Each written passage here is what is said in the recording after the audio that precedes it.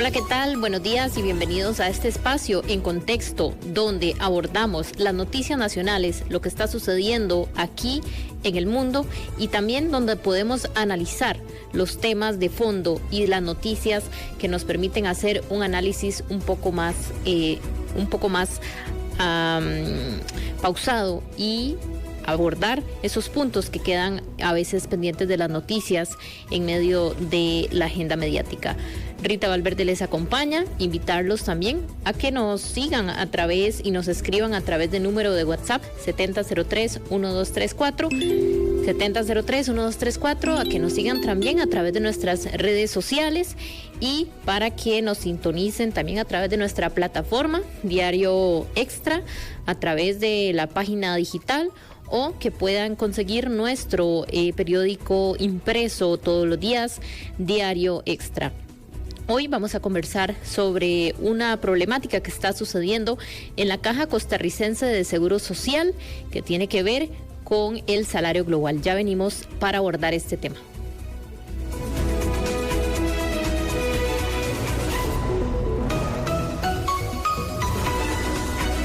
Quedarnos en la superficie no basta. Ahora profundicemos el análisis y la discusión de lo importante para encontrar respuestas. Vamos a fondo. La Junta Directiva de la Caja Costarricense de Seguro Social aprobó el salario global definitivo para los médicos, el cual ha generado un amplio debate. Este cambio, según la Junta Directiva, busca unificar y simplificar el sistema salarial. Promete mejorar la equidad y transparencia de la institución. Sin embargo, también ha despertado cuestionamientos por parte de algunos sectores que consideran que podría desincentivar a los profesionales de salud o no abordar los problemas estructurales de fondo en la caja. Hoy, en contexto, discutiremos las explicaciones de esta decisión y su impacto en la sostenibilidad financiera de la caja, la calidad de los servicios de salud y derechos laborales de los médicos. Nos acompaña vía Zoom doña Yanis Sandí, presidenta de la Unión Médica Nacional, a quien le damos la bienvenida en este momento. Muy buenos días. Muy buenos días para usted y todos sus oyentes. Gracias, doña Yanis.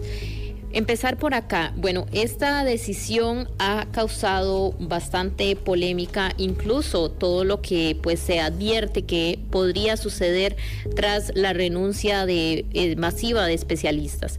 Pero empecemos un poco como a analizar el contexto en el que surge y la posición desde que ustedes o cómo asumen este cambio en el salario global, más allá también de las razones que fueron dadas por la Junta Directiva de la Caja. Bueno, mire, en realidad son dos leyes ampliamente regresivas y restrictivas para el empleo público que están impactando directamente en toda la vida, toda, completa. Y la vida no solo de la Caja Costarricense de Seguro Social, sino de todo el empleo público, que son la Ley 9635 y la Ley Marco de Empleo Público.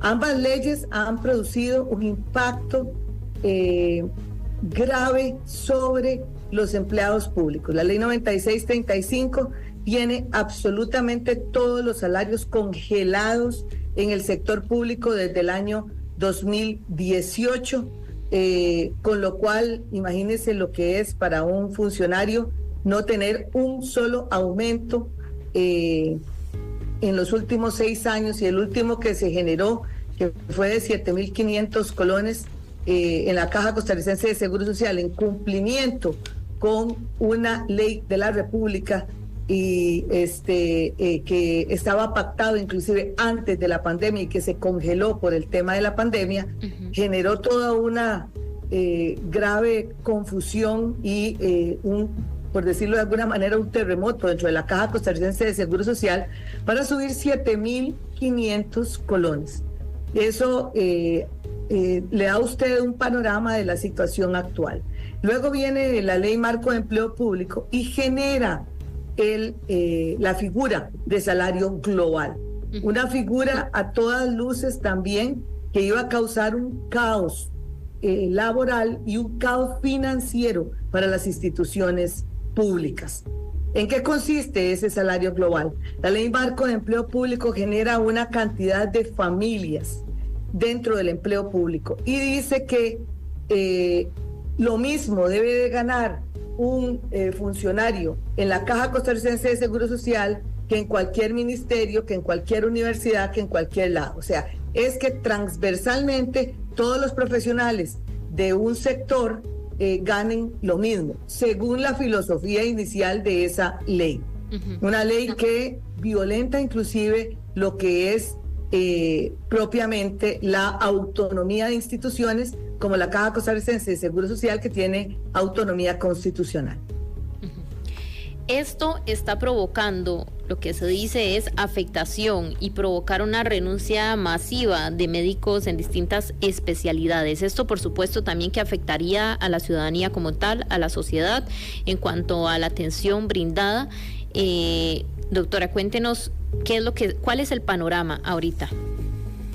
Ok, bueno, vamos a explicarles qué pasó con la aplicación del salario global en la Caja para que vayamos entendiendo todo ese panorama que usted expone. Después de muchos meses de conversaciones, finalmente la Junta Directiva de la Caja Costarricense de Seguro Social vota los 2 primeros salarios globales de la Caja. Recordar que la Caja tiene 64,000 funcionarios. Los 2 primeros salarios globales que define la Caja son el del médico especialista y el del médico general. Define un salario para el médico especialista en 2.8 millones de colones y para el salario del médico general en 1.9 millones de colones. ¿Qué fue lo que sucedió con a la hora de tomar esta medida? Bueno, lo que pasa es que el 80% de los médicos especialistas quedaron por debajo del salario global. Y entonces, en lugar de esa famosa equidad que nos pintaba la Ley Marco de Empleo Público, se genera una inequidad total. Claro. Entonces, usted tiene médicos en 3 situaciones. Tiene ese 80% de médicos que quedan por debajo del salario global. Tiene los médicos que tienen salario global, que son aquellos que entraron después del 10 de marzo del 2023 a trabajar en la Caja, y tiene médicos que quedaron por encima del salario global. Entonces, en lugar de generar una equidad, lo que tenemos aquí es una inequidad total. Imagínese usted que ese 80% que quedó por debajo son médicos con experiencia, y la experiencia en medicina vale oro molido. Cada año de ejercicio profesional lo lleva usted a una mayor habilidad clínica y agilidad en el tema de diagnóstico y de resolución de problemas. Y eso, pues, eso no es ningún descubrimiento. Entonces, esta misma ley dice que si usted por 30 días naturales no labora en el sector público y usted reingresa a laborar, entonces usted ya no reingresa con las condiciones actuales que tiene, por ejemplo, salario compuesto, que son estos colegas que quedaron por debajo, sino que regresa con todas las reglas de la Ley Marco de Empleo Público, y eso incluye el salario global.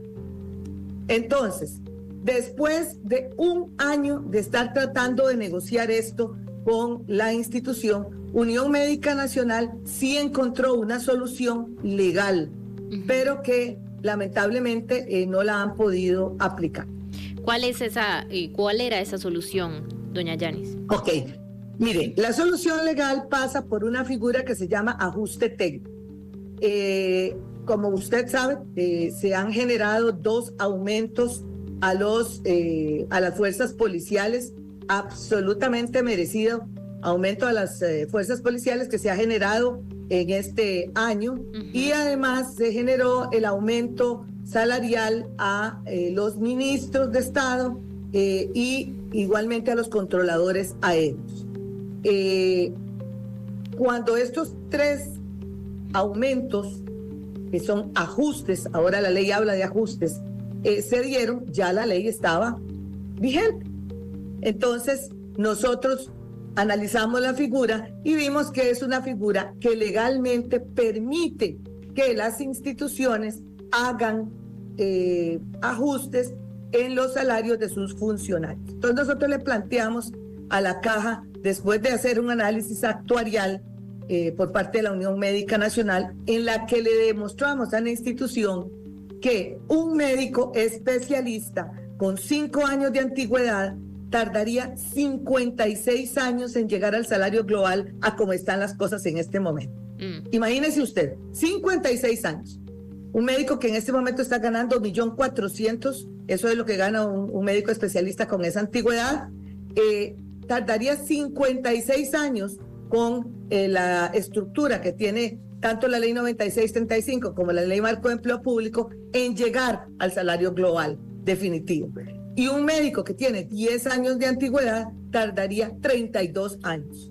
Eso es una barbaridad desde el punto de vista, al punto que fuimos también a Sala Constitucional, y la Sala Constitucional tiene en estudio la posición de la Unión Médica Nacional sobre este punto. Pero la Caja sí entendió en ese momento las personas con las que estábamos hablando, que eran la presidenta ejecutiva, que ya no se encuentra en el puesto, y la gerente administrativa, comprendieron que ese mecanismo es un mecanismo legal y que nosotros estábamos pidiendo hacer esos ajustes técnicos en un periodo de tiempo, de tal manera que eso no se hiciera así como de golpe, para no impactar directamente y de una forma peligrosa sobre las finanzas institucionales.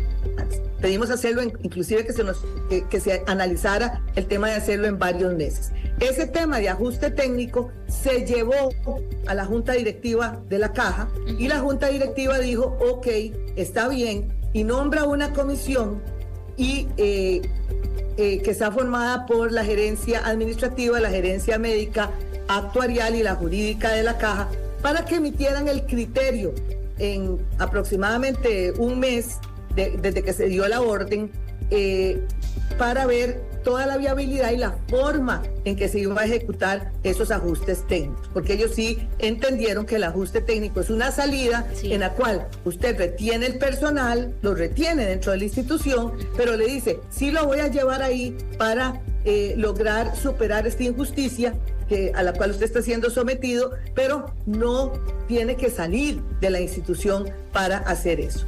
¿Qué pasó? Que lamentablemente en el medio del interín de espera para que esa comisión, que ya debe de tener, nosotros creemos que ya la tienen lista, pero ¿qué fue lo que pasó? Que nos quedamos sin junta directiva casi 2 meses, o sea, eso fue un desastre. Entonces, al suceder eso, los colegas entran en una desesperación, porque no tengo otra palabra, para de ver que la injusticia no estaba siendo vista, y un grupo toma la decisión de comenzar a renunciar a partir del mes de diciembre.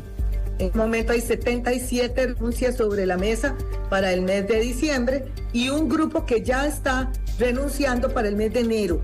Entonces, esto sí es altamente peligroso, porque son más de 2.000 médicos especialistas los que están quedando por debajo del salario global definitivo. En este sentido, claro que esto nos plantea una preocupación sobre la falta, podrían decirlo ustedes así, una falta de llegar a un consenso respecto a esta situación. Usted me plantea que incluso, encontraron esta solución legal que se ha llevado incluso a varias vías, donde han conversado con la Junta Directiva. Sin embargo, sabemos también todo lo que ha pasado en el caso Barrenador y lo que ha afectado las sesiones de la Junta Directiva. Entonces, en este caso, ¿todavía ven alguna posibilidad para poder revertir estas renuncias? Viera que yo creo que con un poquito de voluntad, ya la Junta Directiva sesionó ayer con una figura que se llama funcionario de hecho. Sí, el Consejo de Gobierno ya nombró uno de los 2 miembros que el Consejo de Gobierno tenía que nombrar. Ahora faltan los representantes de la UCAEP. Con un poquito de voluntad, el análisis ya está hecho, tiene que estar hecho, porque fue una orden dada desde Junta Directiva a este grupo de funcionarios, que ya tienen que tener todos los criterios bien claros. Nosotros creemos que con un poquito de voluntad sí se puede, utilizando esa ruta, llegar a un acuerdo de junta directiva que permita hacer ese tipo de aplicación de esta figura que vendría a resolver y a solucionar, porque si usted le dice al cuerpo médico, mire señores, si los vamos a llevar ahí, comenzamos en enero a hacer estos ajustes técnicos hasta que lleguemos en un número de meses a que haya una igualdad salarial. Es que aquí no estamos pidiendo nada más que equidad e igualdad. Y con eso yo creo que se podría resolver dentro de la autonomía de la institución y dentro del marco legal que permite la Ley Marco de Empleo Público y la Ley 9635, llegar a una solución razonada, una solución que no tiene, por decirlo así, problemas legales, puesto que ya fue aplicada en el gobierno central sin ningún problema. La figura entonces es una figura que legalmente es viable. Por ejemplo, los salarios de estos médicos especialistas que se verían afectados aplicándose esta solución, ¿se mantendrían similar o si habría alguna variación? No. La idea es llevarlos al salario global. O sea, ellos están por debajo. Gente con experiencia, con hasta 20 años de antigüedad, quedando por debajo de colegas que entraron ayer. Vamos a ver, usted es un médico especialista, en ginecología. Usted tiene 14 años de estar trabajándole a la caja. Usted está con un salario de 1.600.000, más o menos. Sí. Y el muchacho que entró ayer, que fue mi estudiante, el cual yo formé además, está ganando 2.8 millones de colones. Es que ese es el punto.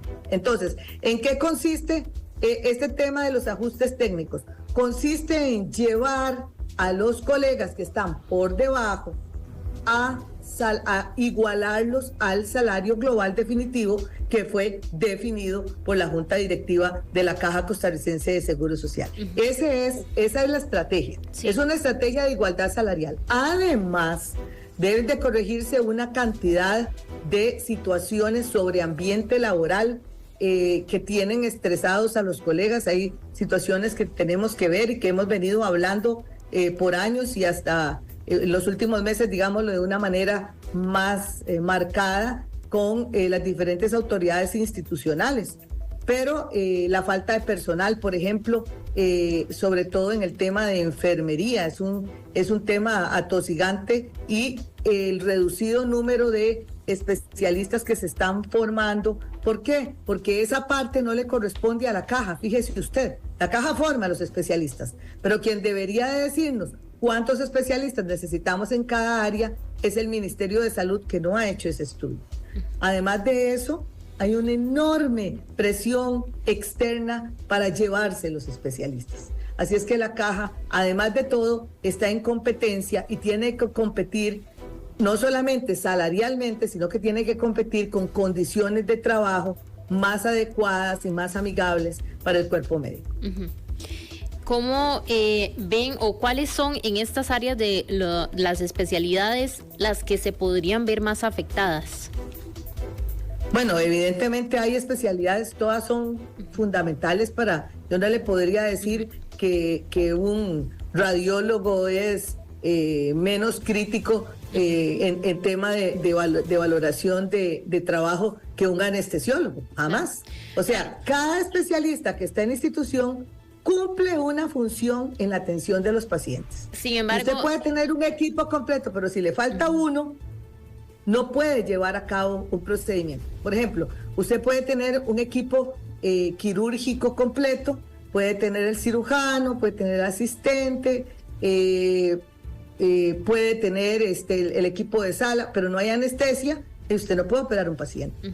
No importa la gran voluntad que usted tenga de hacerlo. O por el contrario, si está el anestesiólogo presente y está, por ejemplo, en una emergencia obstétrica, está el ginecólogo, pero no tiene el pediatra que va a recibir el bebé, entonces el equipo no funciona. Los equipos tienen que estar completos.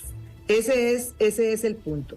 Digamos que anestesia es una especialidad que en especial han renunciado un grupo importante de colegas, anestesiólogos, también han renunciado un grupo importante de colegas ginecólogos. Entonces, para darte un ejemplo, y eso va a tener un impacto directo sobre la atención, sobre todo, no solo en tiempo extraordinario, que creo que es no podríamos ni siquiera cubrir el tiempo extraordinario, sino también en tiempo ordinario, impactando directamente también sobre listas de espera. Uh-huh. Doña Yanis, ¿ustedes consideran que logrando un acuerdo con la Junta Directiva de la Caja, en este sentido, como lo están planteando, y viendo a futuro, el impacto que tiene, tal y como ellos lo comunican, el salario global en la sostenibilidad financiera de la Caja, lo ven positivo, lo consideran necesario? O bien, analizando la situación, hay otro tipo de medidas que incluso podrían tomarse. Esto tiene muchísimos bemoles. Por ejemplo, si usted no tiene un salario competitivo en la Caja en este momento, los colegas están siendo atraídos tanto de fuera del país como dentro del país.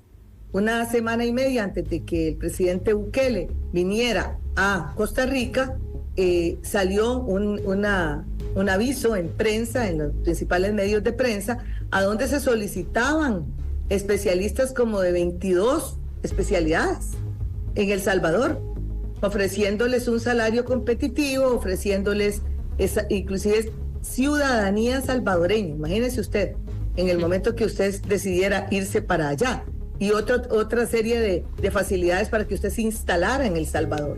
Eso ya usted le dice cómo está el mercado exterior. Europa es un mercado que jala al médico costarricense de una manera importante en España, en Alemania.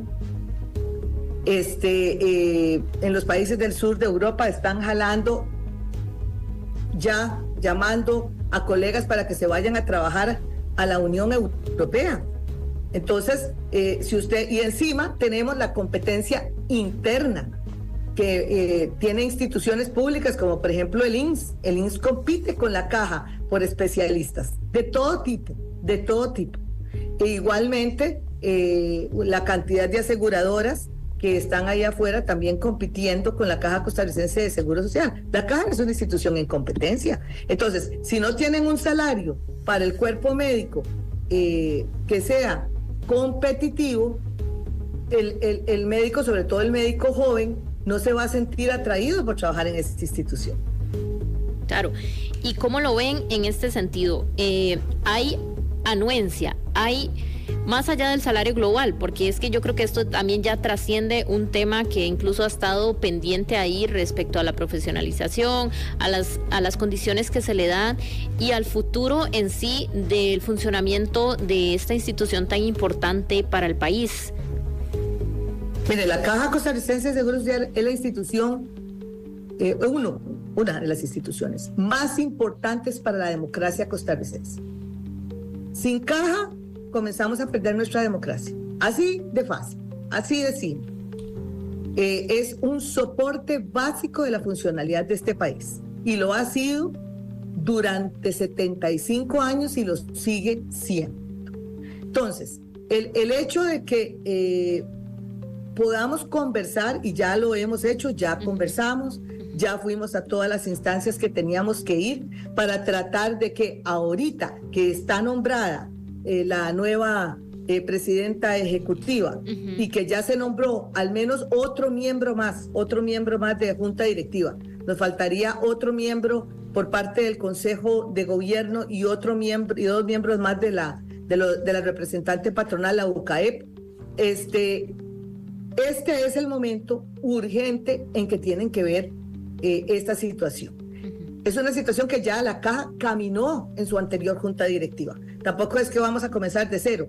Ya eso está conversado, está hablado. Lo que hay que ver es el reporte que tenga que presentar las gerencias y la dirección jurídica y inclusive se había pedido hasta un criterio a la Procuraduría General de la República, que entendemos ya debe de estar listo, pero como no había junta directiva, y es que ese fue el gran problema que se nos vino encima. Claro. como que si no importara la marcha institucional. Eso fue gravísimo. Y entonces también eso fue un mal mensaje para el cuerpo médico. ¿Hay algún periodo prudencial que están ustedes considerando para que se pueda llegar a un consenso? Usted dice que hay voluntad, bueno, en estos días hay varias vías que se abrieron importantes, pero ¿hay algún tiempo estimado que estén considerando para incluso estas personas que aún están con la decisión de dar el paso, de renunciar, lo hagan? Es urgente que esta semana se dé ya las señales de que el tema va en avance para que el proceso pueda ser revertido con el menor daño posible. No todos los médicos van a renunciar a partir del 1 de diciembre. Hay renuncias que son como en diferentes días, pero digamos que la mayoría están entre el 1 y el 15 de diciembre.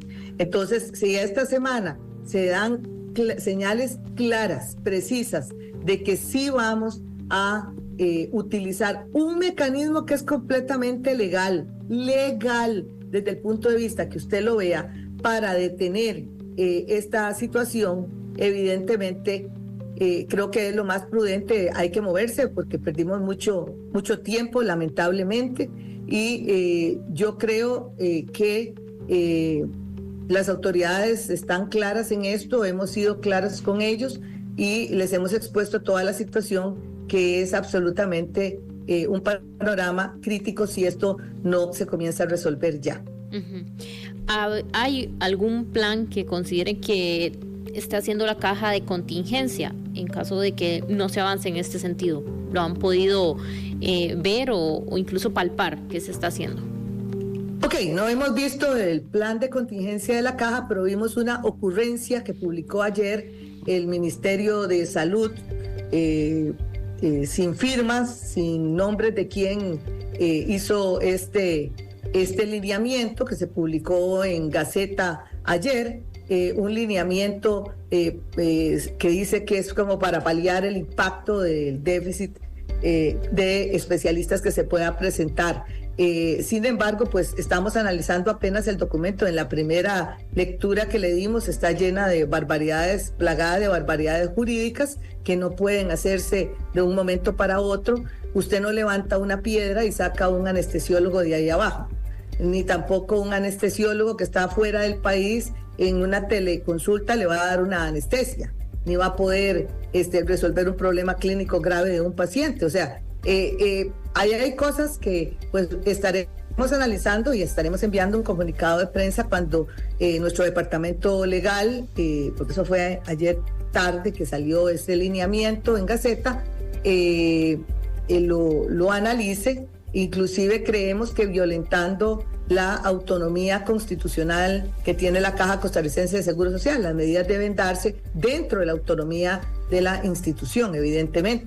Pero bueno, ya ese tema pues será un tema que una vez que tengamos bien claro el panorama sobre ese lineamiento publicado ayer, dice que por la ministra de Salud, pero dice elaborado por Ministerio de Salud y aprobado por Ministerio de Salud, así es que no trae los nombres de las personas que elaboraron el documento, ni finalmente viene sin firma digital de quien lo haya aprobado. Sin embargo, pues por estar publicado en el diario oficial La Gaceta, vamos a analizar.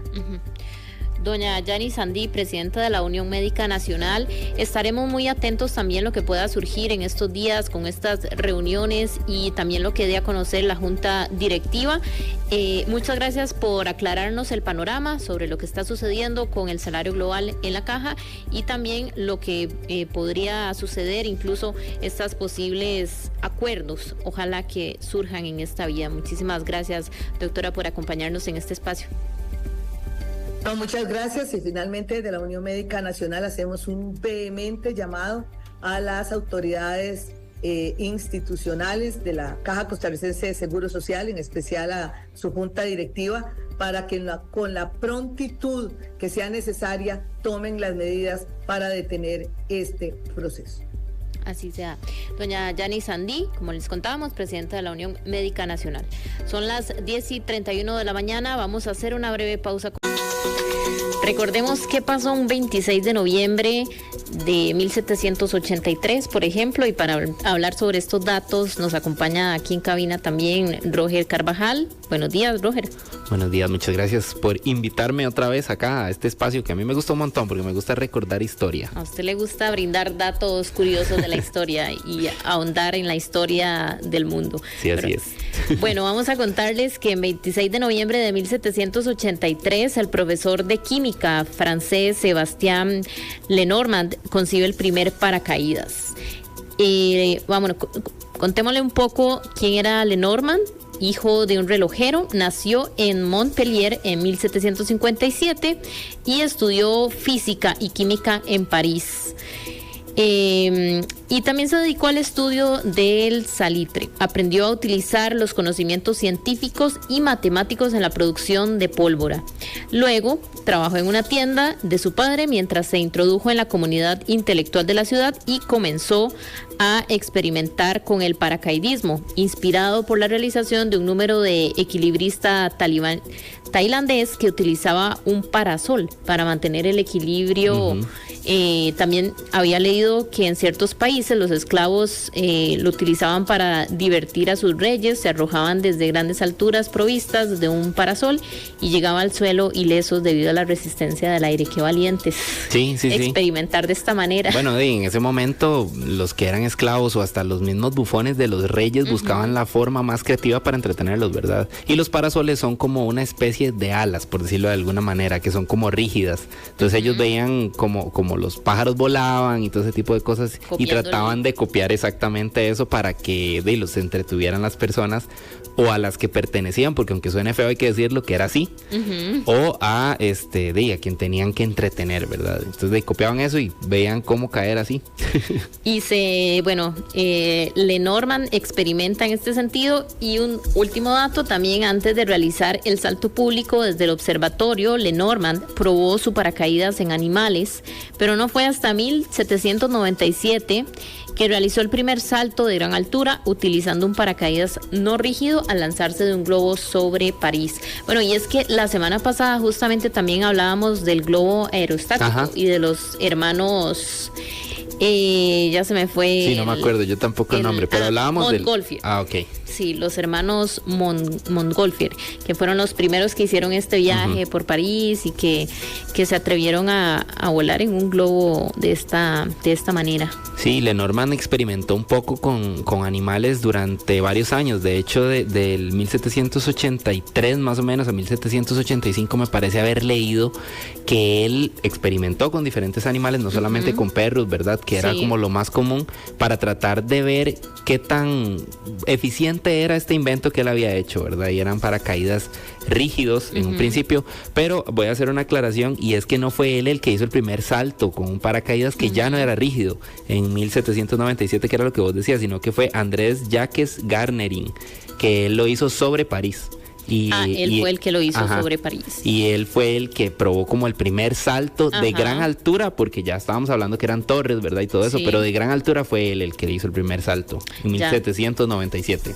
Y esto va, muy, muy de la mano entonces con pues esta evolución de el buscar cómo volar, que era... Correcto. Pues eso, copiar un poco o entender la lógica de las aves, que en ese momento pues era la parte de inspiración para poder llevar a cabo estas ocurrencias. Que desde el inicio de los tiempos eso se buscaba, pero sin eficiencia, ¿verdad? Y ya este tipo de cosas avanzaban un poco más la tecnología hasta que por ahí de los 1900 me parece que fueron los hermanos Wright, me parece que inventaron el primer avión. Bueno, qué vacilón, porque sí estuvo mucho al menos en lo que hemos hablado con el globo aerostático y el paracaídas, centrado la nación francesa, ¿verdad? Mucha es el lado europeo. Sí, por experimentar y buscar, pues nuevas formas de saltar al vacío. Bueno, nos brincamos un poquito en el tiempo, casi 100 años, ¿verdad? Sí, bueno, un poquito más. En donde el 26 de noviembre de 1865, el matemático, lógico, fotógrafo y escritor británico Charles Ludwig Dodson publica bajo el seudónimo de Lewis Carroll la obra de literatura fantástica Alicia en el País de las Maravillas. ¿Vos alguna vez leíste esa obra? Claro. Sí, la has leído. La vi, la leí. de todo. Yo he de admitir que no la he leído. No la leíste. Pero bueno. sí, obviamente es muy difícil no haberla consumido de algún tipo de contenido, ¿verdad? El nombre real de la novela es Las aventuras de Alicia en el País de las Maravillas, pero poco a poco fue evolucionando el nombre hasta lo que conocemos hoy, ¿verdad? Que es Alicia en el País de las Maravillas. La historia cuenta cómo una niña llamada Alicia cae por un agujero, encontrándose un mundo peculiar y extraño, poblado por humanos, criaturas y criaturas antropomorfas. Y bueno, yo creo que todos tenemos las imágenes, ¿verdad? Del Feliz Feliz No Cumpleaños, que es lo que suena de fondo, ¿verdad? Que es una canción muy, muy vacilona. Y del conejo y el sombrerero, pero sobre todo por la versión más reciente del sombrerero, por ejemplo, que es Johnny Depp. Y todas estas versiones, que dicho sea de paso, ha tenido bastantes versiones. Lo que suena de fondo es la versión animada y después tuvo otras versiones que cabe resaltar que me parece que hay una versión de la película que se llama Alicia a través del espejo, que curiosamente es una secuela del libro original. O sea, la novela tiene una secuela que se llama Alicia a través del espejo. Ah, qué interesante. Y es que Alicia en el País de las Maravillas creo que a todos nos trae personajes como muy particulares, coloridos, ¿verdad? Que incluso hoy en día siguen siendo, por ejemplo, cuando usted tiene una fiesta de disfraces, usted piensa en estos personajes por eso, porque son como tan particulares. Y bueno, ni hablar de las metáforas que hay detrás, ¿verdad? De estos personajes. Bueno, y no solamente eso, sino que el autor, al ser un matemático, también tenía mucha afición por el ajedrez y todo eso. Y Alicia, a través del espejo, es básicamente un partido de ajedrez en donde ella en 11 movimientos gana. Es básicamente eso.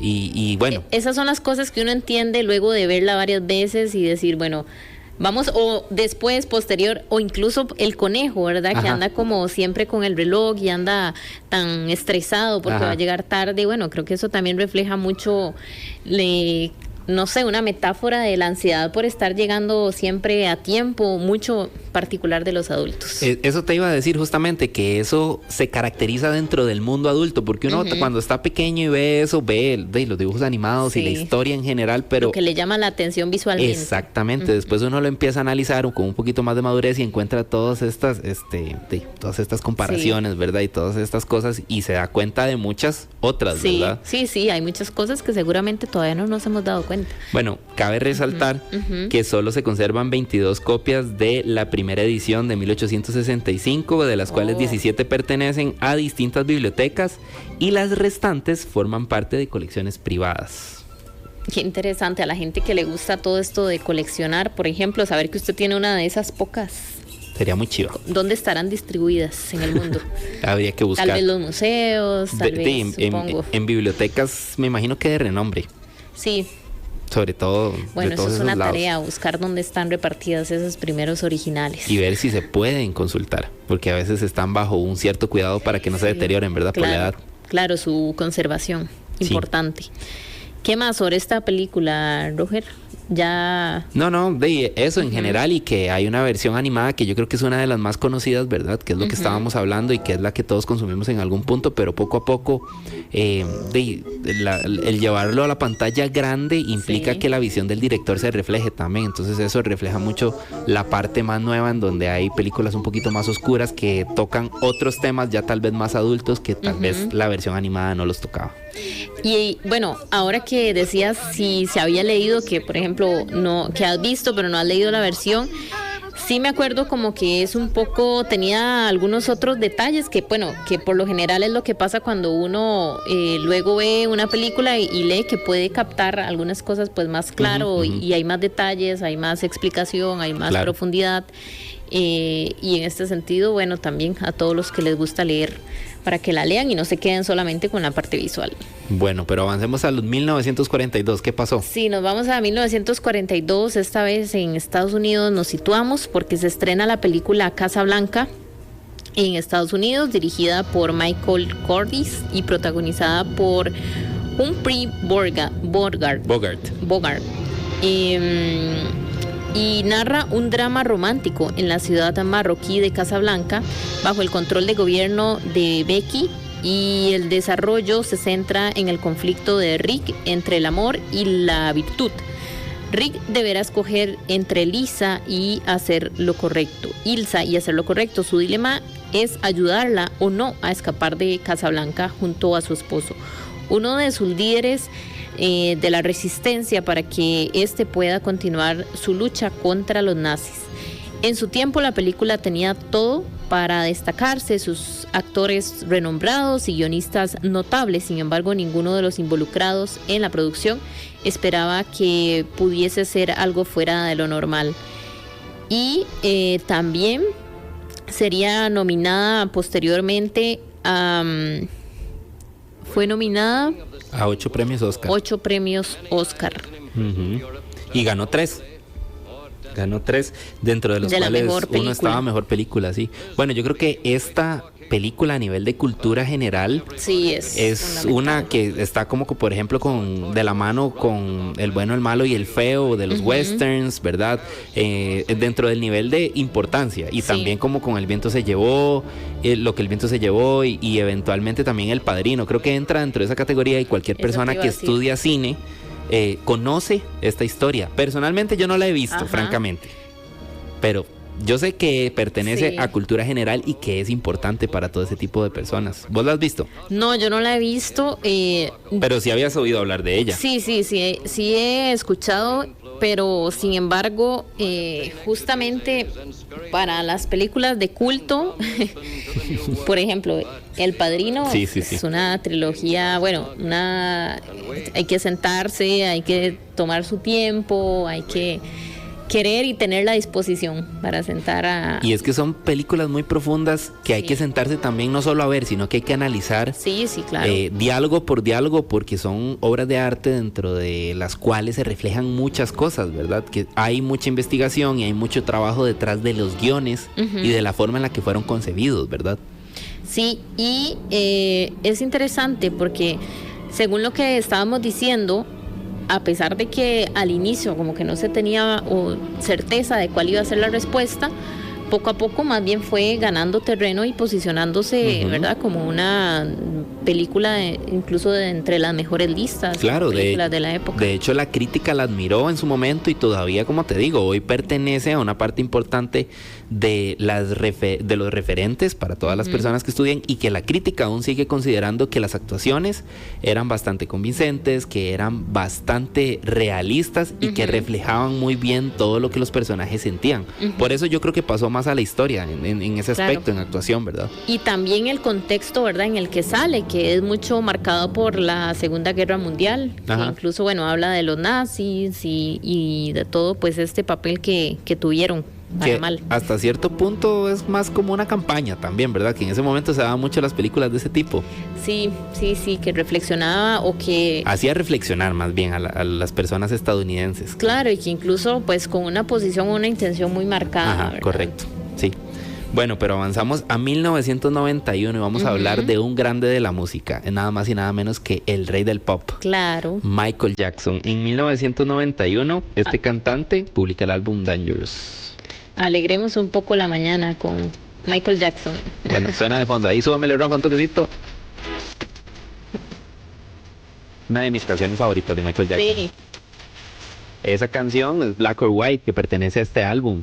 Que de hecho es una canción bastante importante dentro de la historia de Michael Jackson. Pero bueno, Dangerous es el primer álbum de Michael Jackson tras el reinado legendario de Quincy Jones. Recordemos que él venía de producir mucha música con Quincy Jones, que es importante también, como por ejemplo Thriller. Y este álbum... en este álbum Michael Jackson tuvo la libertad de fluir mucho más con el ritmo en lugar de la melodía, por la que es una razón por la cual este álbum tiene sonidos un poco más fuertes que los anteriores, ¿verdad? Sí. En este álbum deja atrás el romance, la fantasía, y toca temas mucho más adultos en las canciones, como por ejemplo el racismo, la pobreza, la vida urbana, hasta el erotismo. Y hasta el momento... En ese momento, en 1991, era el álbum más maduro que tenía. En 1991. Y esta canción, esta pieza, que es parte de tus favoritas, fue una, o no se conoció como de las más conocidas de él. No, sí, claro, era de las más conocidas, pero, o sea, ya en sí esta canción, durante el año de lanzamiento, en el 91 y 92, ya encabezaba, me parece haber leído que listas en el número 1 de más de 20 países, parece. Pero reventó aún más el éxito cuando sacaron el video, porque participaba Macaulay Culkin, que era bastante reconocido por ser el del Ricky Ricón, ¿verdad? Y era muy amigo de Michael Jackson en ese momento. Y de hecho, Mi Pobre Angelito. Sí, de Mi Pobre Angelito. Creo que Ricky Ricón también, sí, si no me equivoco. Pero bueno, la cuestión es que era muy amigo de Michael Jackson y pasaba mucho tiempo en cuanto a él en el rancho de Neverland. Y bueno, se prestó para muchas de las polémicas también que tuvo con Michael Jackson, ¿verdad? Claro, sí. Recuerdo, ¿verdad? Mucho de esas noticias que se daban en su momento y vinculación. Que bueno, luego no sabemos si fuese o fueron simplemente, de cómo pasa, teorías conspiratorias o algo que pudo haber trascendido más. Por ahí salieron más de unas declaraciones que decían que realmente eran presión de los papás de él para sacar plata, ¿verdad? Que es lo que se dice. También. Pero bueno, son declaraciones, no hay nada comprobado, es lo que hay, son los hechos. Sí, bueno, incluso la muerte de Michael Jackson, ¿verdad? Fue algo bastante también polémico. Si el médico que estuvo ahí, si tuvo su parte de culpa, influencia. Es que, pues, respecto a las personas famosas, yo creo que esto es algo, ¿verdad?, con lo que tienen que lidiar. Yo creo que eso es algo de no acabar, ¿verdad? Ahí podemos meter a Elvis, podemos meter a Chris Cornell, a Chester Bennington, a Robin Williams también. Todo este tipo de artistas que tienen mucho misticismo envuelto en cuanto a las muertes y a los acontecimientos que le pasan en general, pero bueno. No, y ya para cerrar esto, es que incluso años después sale una noticia o sale algo diferente. Un detallito. Sí, y ya cambia todo, ¿verdad? Ya hay que replantear la teoría que tenían algunos y entonces... Y en algunos hasta abren la investigación de nuevo. Pero bueno, avancemos 4 años al futuro. ¿Qué pasó en 1995? Vámonos a 1995 y nos vamos a los amantes y curiosos de la tecnología, porque se patenta MP3 en Estados Unidos. Esta tecnología, desarrollada por un grupo de científicos denominados Moving Picture Experts Group, pero se considera el formato al científico alemán Karl-Heinz Brandenburg, quien era el director de tecnologías de medios electrónicos del Instituto Fraunhofer. El nombre MP3 proviene de la abreviatura de MPEG, un audio layer, y la extensión .mp3. Fue utilizada por primera vez en julio de 1995 por, ya les contamos, Brandenburg, para los archivos relacionados a este proceso en su computadora, y la tecnología MP3 allanó el camino para la industria de la música digital mediante la creación de un formato de alta calidad que podía comprimirse para que muchas canciones pudiesen caber en los relativamente pequeños dispositivos de almacenamiento de datos de la época. Bueno, este invento fue el punto de partida para lo que sería la industria musical a partir del momento, ¿verdad? De fondo suena Tom's Diner, que era la canción con la que se hizo pruebas en un principio sobre este formato, y presentaba varios errores en cuanto a la grabación, pero esta fue la que suena de fondo, la primera canción hacia capela que se puso en MP3. Y a partir de ahí, como te digo, el internet contribuyó, bueno, a mucha difusión de música, tanto legal como ilegal, ¿verdad? Recordemos que hasta el 2003 estaba Napster, que era la forma en la que pirateaban música más grande, ¿verdad? Hasta que llegó Metallica justamente y puso un alto con una demanda, y a partir de ahí toda la industria de la piratería en cuanto a MP3 de ese tipo fue cayendo poco a poco. Pero bueno, este formato se convirtió en el punto de partida para los artistas musicales a partir de ese momento. Y hasta hoy en día, ¿verdad? Sí. ¿Cómo ha evolucionado? Imagínense. Ahora, por ejemplo, y también me llama mucho la atención esto, de cómo se almacenaba, porque antes almacenábamos mucha música en los dispositivos, ¿verdad? En los iPods. Lo que en su momento fue el iPod. O los MP3 también. Y nosotros decíamos, bueno, que incluso habían dispositivos muy pequeños donde pues había mucho almacenamiento, ¿verdad? Pero eso evidentemente ha ido cambiando y hemos avanzado ya a lugares de plataformas digitales donde ya pues no nos ocupamos tanto, o la preocupación no es tanto si nos alcanza o no el almacenamiento para meter las canciones en MP3 o bueno, en el formato que nos sirva para ocupar menos espacio. Sí, ya al final eso no es ni tanto ya una preocupación, Sí. ya todo está en la nube, ya es mucho más simple todo. Exacto, en su momento sí, era como, hay que sacar esta canción para que me quede espacio y poder meter.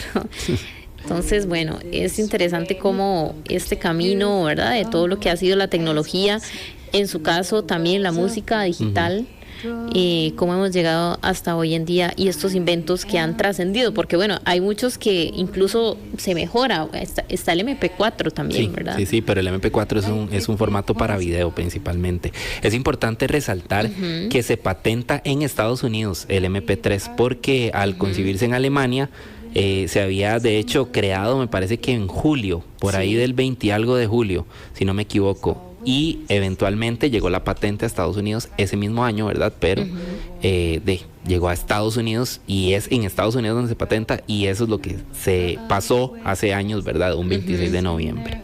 Bueno, y cuéntenos qué pasó con el Concorde. Yo sé que este tema, Roger, te gusta bastante, así que cuéntenos. Eso es uno de mis temas favoritos por lo que significa, ¿verdad? Porque, bueno, yo hice un trabajo cuando era estudiante de producción radiofónica, saludo a mis profesores Andrea, Eric y Mariela, que respecto al Concorde, este avión era el avión supersónico. Sí. Si yo te digo que podés viajar desde Londres hasta Estados Unidos en 3 horas y media, ¿vos me crees? Ahora parece difícil de creer, pero en algún momento no, ¿verdad? Sí. Bueno, resulta que un 26 de noviembre del 2000 se hizo el último vuelo del Concorde. Del 2000. Del 2003, me parece, 2003, perdón. Sí. 2003. Bueno, y es que qué curioso, ¿verdad? Todo lo que implicaba este Concorde, toda la tecnología, podríamos decir, todo el concepto como tal, ¿verdad? Y la duración, es que solo imagínese poder hacer ese trayecto en tan poco tiempo. Sí, y para lograrlo tenía que romper la barrera del sonido 2 veces. Entonces viajaba a Mach 2, que son 2.469 kilómetros por hora. Y de hecho, hablando un poco de la velocidad, hay una fotografía en internet en donde se captura el Concorde en pleno vuelo y se dice que es la primera foto que se captura de un avión viajando a esa velocidad, pero realmente no fue así, sino que había un avión de caza, que son los aviones militares, ¿verdad? Que se le puso, como decimos en Costa Rica, al corte para ver si lo alcanzaba. Sí, sí. Y aunque lo alcanzaba, realmente las fotos no quedaban bien. Y como estaba gastando tanta gasolina, entonces el Concorde redujo la velocidad para que pudieran ponerse a la par y poder tomarle la foto que es magistral a nivel de internet y que refleja todo el esplendor que tenía este avión desde 1977. Desde 1977. ¿Y qué pasó con el Concorde? Es que ese también ha sido el punto, ¿verdad? Sí, bueno, lo que pasó. Esto fue un proyecto que coincidieron tanto British Airways como como Air France en conjunto y los dos pusieron capital para poder desarrollarlo. Pero al ser un avión que consumía, me parece haber leído que consumía, imagínate que 4 litros por segundo de gasolina cuando hacía la aceleración máxima, los costos del viaje eran muy caros. Creo que eran 6.600 libras lo que costaba un tiquete. Entonces, no todo el mundo podía acceder a eso. Y tenían que ser personas muy selectas, ¿verdad? Algo importante es que este avión formó parte de la historia del rock, aunque no me lo creas. ¿En qué sentido? Bueno, en 1985 se celebró el Live Aid, que fue un concierto que era simultáneo, tanto en Estados Unidos como en Inglaterra.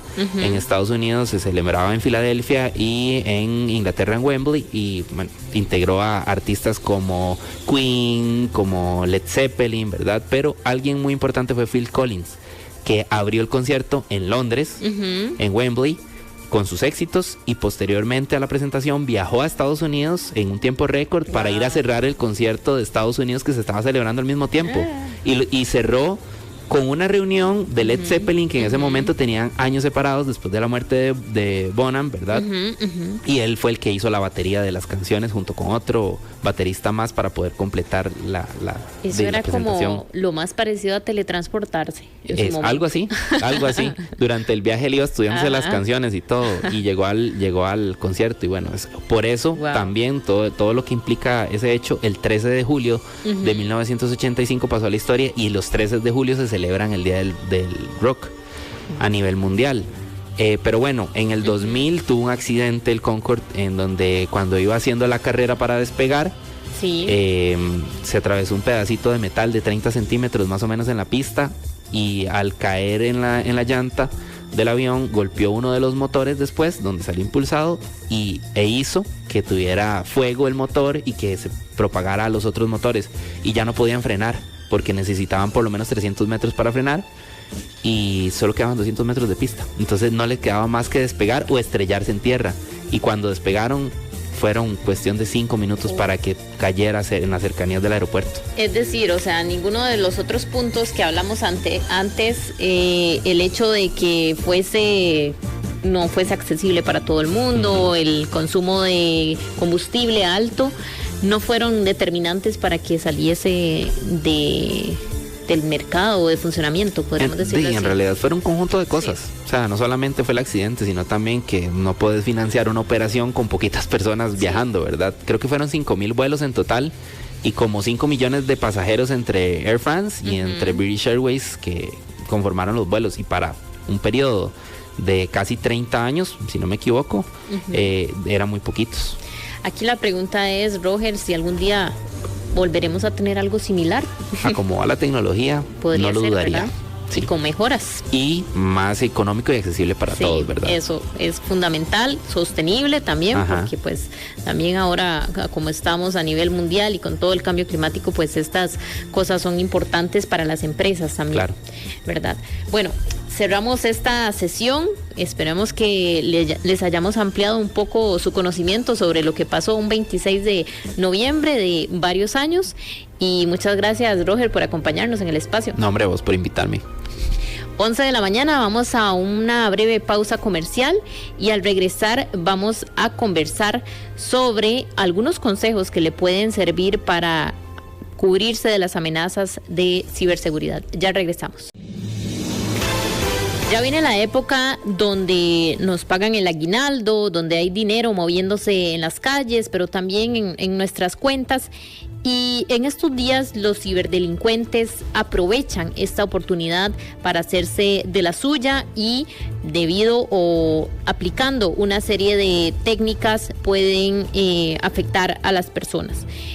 Este problema no solo pone en riesgo la información personal y financiera, sino que también puede comprometer sistemas complejos. Vamos a ampliar sobre este tema y nos acompaña para ello vía Zoom Idania Mata, presidenta de la Fundación YOT. Muy buenos días, Idania. Muy buenos días, Rita, ¿qué tal? Todo muy bien.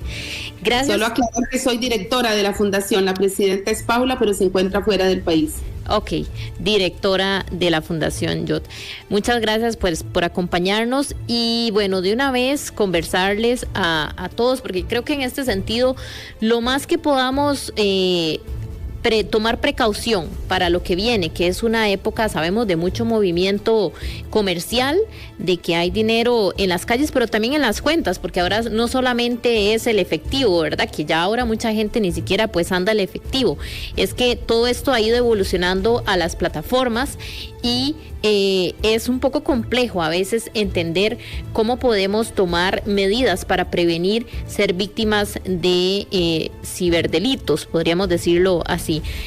Doña Idania, cuéntenos qué recomendaciones o qué aspectos tenemos que tener en consideración para evitar ser víctimas de phishing, por ejemplo. Sí, bueno, definitivamente la época, el tema del Black Friday o Viernes Negro más la época navideña hace que haya más dinero y haya más tentación. Quisiera darle un dato que anunció el OIJ, que fue que en el 2023 se calcula que hubo fraudes electrónicos superiores a los 20,000 millones de colones.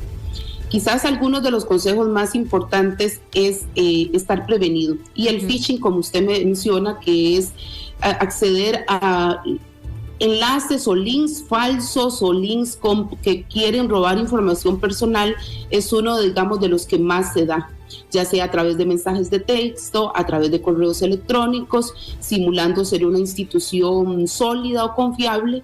Y aquí el principal consejo es ver cuál es la dirección electrónica donde me está llegando información y no abrir ningún link. Realmente esos links lo que llevan es a robo de información e a instalación de programas maliciosos. Si tenemos dudas, es mejor consultar con la agencia bancaria o la institución que me está diciendo que hay alguna situación. Ese sería, digamos, un consejo en torno al phishing que usted menciona. Creo que... Adelante. Sí, adelante usted. Ajá, creo que uno de los principales consejos que se da es utilizar contraseñas seguras en nuestros dispositivos electrónicos, en nuestro celular, en nuestra computadora, en nuestras tablets, porque muchas veces, Rita, lo que hacemos es poner una contraseña como Lolita 123 o Juanito, ¿verdad? 345. No, hay que usar contraseñas seguras en todos nuestros dispositivos y no tenerlas públicas ni dárselas a conocer a nadie. Bueno, es que esto es muy importante porque justamente muchas veces decimos, ponemos la contraseña fácil para que no se nos olvide, pero en este sentido también hemos escuchado mucho que incluso hay recomendaciones sobre, por ejemplo, cómo hacer una contraseña o incluso aplicaciones, cómo decirle, gestores de contraseñas que nos pueden facilitar esto y no tener que andarlas apuntando en un papelito y luego buscarlo para ver cuál era la contraseña que pusimos. Hay una serie de técnicas que pueden hacer para cometer fraudes electrónicos. Nos hablaba ahorita la directora de la Fundación YOT, Idania Mata, con quien vamos a verificar la conexión. Me dicen que ya la perdimos por un momento con el audio, pero creo que estamos de regreso. Doña Idania, adelante. Sí, les decía que es muy importante tener una combinación de caracteres especiales, tanto letras, dígitos como números, con el propósito de que no sean tan fáciles de adivinar. Y en algunos casos tener un doble de autenticación. Tal vez esto suene un poco técnico, pero la idea es que... ¿Me escucha? Sí, la estamos escuchando muy bien. Perfecto. Que la idea es que tengamos otro factor de autenticación, donde uno define la contraseña, pero a través de otro dispositivo o un mensaje de texto valida que esa sea. ¿Qué otros, además del phishing, pueden ser comunes o que son los preferidos de los ciberdelincuentes? Está muy de moda ahora el uso de la superposición de los QR. Bueno, nosotros vamos a muchos lugares, en restaurantes y en otros lugares donde nos dan un QR para que accedamos al menú o a la información del lugar en donde estamos.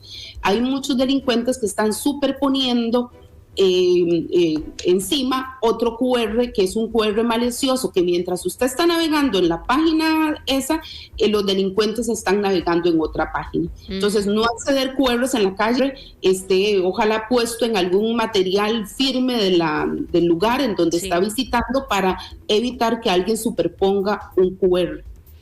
Ok, o sea, ¿cómo diferenciar cuando puede ser superpuesto? Es difícil. Es difícil. Yo diría, el primer consejo, no lo use en lugares públicos, en calles, en parqueos públicos o en sitios de dudosa procedencia. Y si usted llega a un restaurante, asegúrese que esté el QR en un lugar como fijo, por decirlo de alguna manera, que esté sobre una tabla, sobre un trozo de madera o algo, para que no haya posibilidad de que un delincuente haya pegado una calcomanía. Ahí es difícil. Lo otro que le diría, Rita, sería también tenga mucho cuidado con el acceso a redes públicas. O sea, cuando usted está en algún lugar y utiliza una red pública o con el Wi-Fi, ¿verdad? Asegúrese de no hacer transacciones financieras amenazas. Entonces, aquí uno de los consejos es educarse y estar consciente de lo que pueda pasar.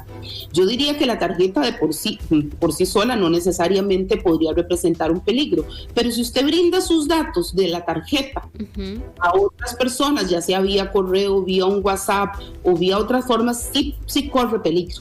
Porque desgraciadamente los ciberdelincuentes ahora, inclusive con la inteligencia artificial, tienen muchísima capacidad de ser creativos y de atacar. Entonces nosotros como ciudadanos, como personas que utilizamos medios electrónicos, porque realmente vivimos en un mundo computarizado, tenemos que estar atentos, educándose y concientizándonos. Las tarjetas sí pueden ser clonadas eventualmente, dependiendo del lugar donde usted la utilice. Utilícela en sitios seguros, en lugares reconocidos, no en cualquier comercio de la esquina. Y cuando la utilice, cerciórese que no hay nadie detrás suyo tratando de tener algún intento malicioso, y no mande datos por correos electrónicos ni por WhatsApp. Bueno, hay algo también muy importante, volviéndonos un poco al tema del phishing y todo esto de los correos. ¿Cuáles son esas señales, tal vez mencionar las más específicas que nos pueden alentar o guiar de que se trata efectivamente de un correo malicioso o que tiene la intención de llevarnos o caer en un fraude electrónico? Diría dos cositas. La primera es verificar que la dirección sea correcta, porque muchos de esos, por ejemplo, utilizan el nombre del banco, pero le falta una letra, una palabra o algo. O, por ejemplo, uno entender que, por ejemplo, los bancos prácticamente todos son .fi, o que una institución pública es .go de gobierno. Por eso la educación es muy importante. Entonces, cerciorarse de que, por ejemplo, no diga la institución X .co. No es .co, es .go. Entonces, buscar errores en la dirección electrónica es un buen tip. Segundo, si yo no tengo ninguna, hay mensajes que te llegan, el paquete suyo está en tal lado, accede al link. Sí. Ay, seguro me gané un premio. No te ganaste ningún premio, no estás esperando nada, no lo abro el link. Y nunca aplicó a nada. Exacto, no abra links maliciosos si no está viendo, busque errores de ortografía, porque muchos de este phishing los están haciendo con inteligencia artificial y con muchos idiomas, entonces a veces vienen con errores de ortografía. Y ya entonces, una institución. Ya solamente por entrar a un link, eso nos puede afectar. Sí, claro. O basta, hay que poner, ya poner datos, ahí sí que verdad no nos libra nada, pero simplemente por ingresar al link, un poco por la curiosidad, verdad, que la manera como lo plantean ellos, ya esto nos podría afectar efectivamente. Dependiendo del nivel de de inteligencia del atacante, ¿verdad? O del delincuente, podría afectar. Entonces aquí lo principal es, bueno, si usted ingresó a eso, cerciores, monitoree sus cuentas, que estén bien con tiempo, cambie contraseñas, cámbielas. O sea, cierre lo que estaba haciendo inmediatamente, apague el computador y luego empiece a cambiar contraseñas, cerciore sus cuentas, monitoree sus cuentas, es muy importante. Creo que es otro consejo muy valioso. Ya para cerrar, doña Idania, de cara a lo que viene, que es este periodo tan intenso de compras, vienen los aguinaldos, ¿qué le diría a la gente para que esté atenta? Y aquí también yo creo que es fundamental que las personas que dicen, bueno, es que yo no entiendo tanto de tecnología, no sé muy bien y por eso me puedo ir muy fácilmente. Más bien todo lo contrario, ¿verdad? Buscar a las personas que nos podrían guiar y ante todo, si tenemos alguna duda, mejor no consultar o no entrar en ese link que nos puede vaciar una cuenta. Exactamente, ir a los sitios oficiales y, como le digo, usted llega a su parqueo y encontró un QR que tiene una multa al parqueo, a la calle donde dejó el carro, donde sea, no ingrese. O sea, hay instituciones oficiales donde usted puede ingresar y obtener la información. No abra links dudosos. Ojo a los QRs. Cuando haga transacciones financieras, no lo haga en redes públicas, en Wi-Fi públicos. Trate de hacerlo en lugares privados. Si usa la billetera electrónica, lo que decías, o pagos electrónicos, sea cuidadoso de quién está alrededor suyo y en qué lugares lo está haciendo. Actualice contraseñas. Actualice los software de seguridad de sus computadoras, de sus celulares, porque normalmente están saliendo modificaciones que estas empresas, que son las operadores o las fabricantes, se dan cuenta de fraudes que se están haciendo y hacen programas también para protegernos. Bueno. Y si ya concientícese de que ya le puede pasar. Porque hasta el más rayado, como dicen por ahí, le pasa. No, y tras de todo es que también tienen un timing en que puede andar uno en muchas cosas y justamente ese día que anda usted con tantas cosas, contesta o se mete a este email que es malicioso y por un descuido, ¿verdad? Por un simple descuido podríamos ser víctimas de fraudes electrónicos. La directora de la Fundación YOT, Idania Mata, le agradecemos mucho por compartirnos estos consejos y esperamos también que los apliquen para que ustedes no sean víctimas de fraudes electrónicos en esta época. Muchas gracias. Con gusto. 11:17 de la mañana. Vamos a hacer un repaso por lo que está pasando a nivel internacional. Para que no te perdas ni un detalle. Extra Radio.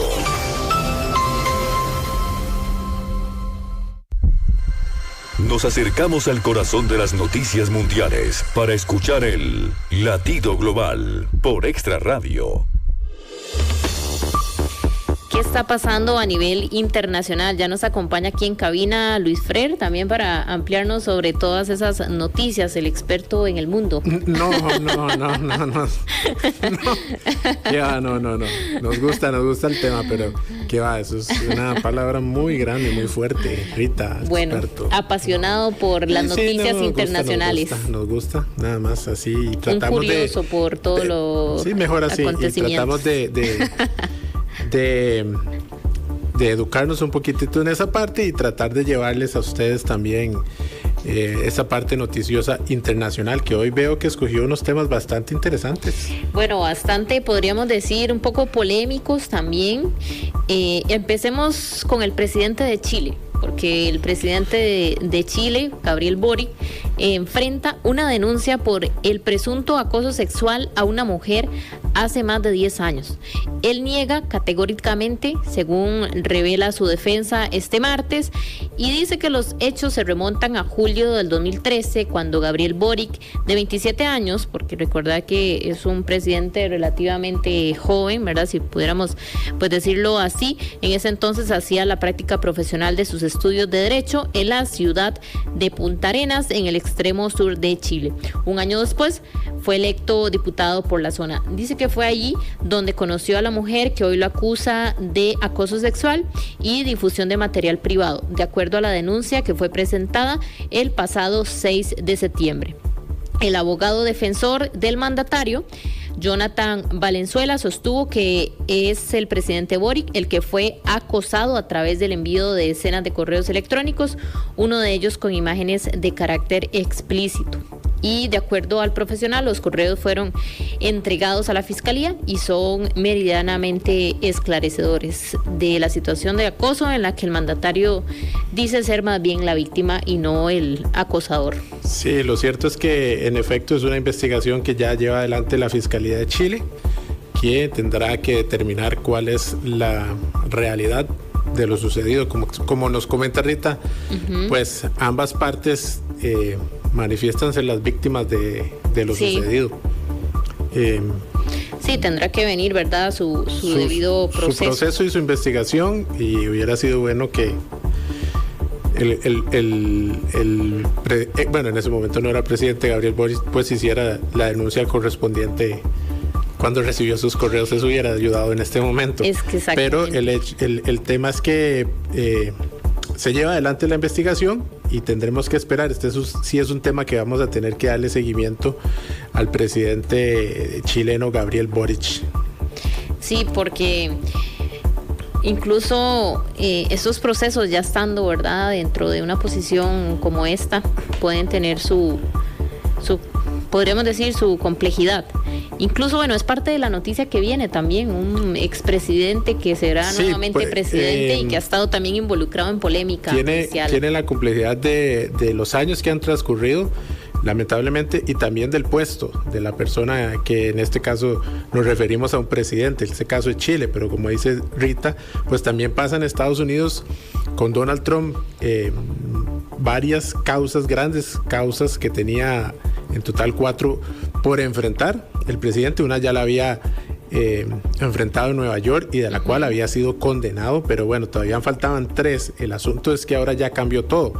El fiscal especial Jack Smith solicitó el lunes desestimar el caso contra el presidente electo de los Estados Unidos, Donald Trump, por el asalto al Capitolio del 2021, el 6 de enero de 2021. Todos recordarán esas imágenes tan impactantes, algo que yo nunca esperé ver. Para mí sí es un intento de golpe de Estado, y uno no pensaba ver, bueno, al menos yo no pensaba ver eso en Estados Unidos. Esto que fue antes, previo a la lectura de los votos electorales en el Congreso, y lo que al final da la legitimidad del proceso electoral. En un escrito judicial, el fiscal especial Jack Smith remarcó que Trump ganó las elecciones del pasado 5 de noviembre y que la política interna del Departamento de Justicia le prohíbe proceder con acusaciones penales contra un presidente en ejercicio. Tras consultarlo con la Oficina de Asesoría Jurídica, Smith concluyó que la acusación debe ser desestimada antes de que el acusado tome posesión. Y luego aquí yo creo que hay que sumarle un tema muy importante, que es la resolución de la Corte Suprema, donde le da prácticamente inmunidad a Donald Trump para sus actos oficiales, y los que no son oficiales hay que analizarlos a ver si son o no son legales. Entonces es prácticamente un cheque en blanco para que el presidente de los Estados Unidos, en este caso Donald Trump, pues haga prácticamente lo que quiera y se pierdan estas investigaciones. Por ahí escuché que hay algunos que tienen fe que dentro de 4 años, donde ya Donald Trump no podrá ser más presidente, esperemos que no suceda nada anormal, pues haga frente a algunas de las acusaciones. Yo lo veo ya muy difícil.